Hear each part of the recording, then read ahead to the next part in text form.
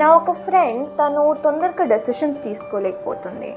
తనకి మీరు ఎట్లాగా హెల్ప్ చేయగలుగుతారు? అంటే ఇది డెసిషన్ మేకింగ్ డిఫికల్టీ మీ ఫ్రెండ్కి వచ్చింది, సరేనా?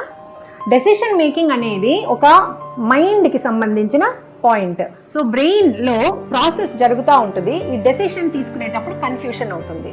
సో దీని గురించి డెసిషన్ మేకింగ్ చేయాలి అంటే వాళ్ళు ముందు ఆలోచించుకోవాలి, ఈ టైంలో ఈ డెసిషన్ తీసుకుంటే నాకు ఫ్యూచర్లో ఈ డెసిషన్ సపోర్ట్ చేస్తుందా, నన్ను ఎంపవర్ చేస్తుందా అనేది ఆలోచించుకుంటా ఉండాలి.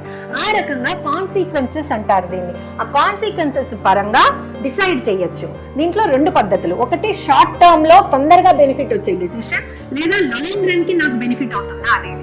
ఈ క్లారిటీ మైండ్కి ఉంటే డెసిషన్ మేకింగ్ తొందరగానే అవుతుంది. ఇందులో నేను నీకు హెల్ప్ చేయగలుగుతాను. ఎలాగంటే ఒక 5 సెకండ్ రూల్ అనేది ఫర్ డెసిషన్ మేకింగ్ చెప్తాను. ఆ డెసిషన్ మేకింగ్ లో 5 సెకండ్ రూల్ అంటే 5 సెకండ్స్ 1 2 3 4 5 సెకండ్స్ లో డెసిషన్ తీసుకోగలగాలి.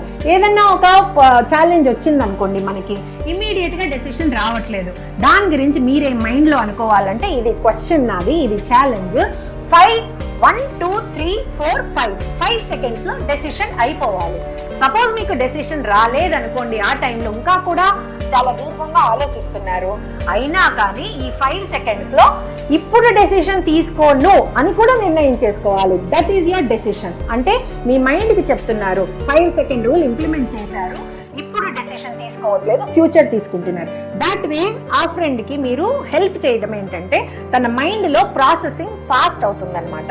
సో డెసిషన్ మేకింగ్ ఈ రకంగా అలవాటు చేసుకుంటే over a period of time, ఇది మెల్ రాబిన్స్ చెప్పిన సీక్రెట్ అనమాట తన బుక్లో, 5 సెకండ్ రూల్. ఈ decision making 5 second rule implement చేస్తే నెమ్మదిగా తను over a period of time fast decision చేయగలుగుతుంది.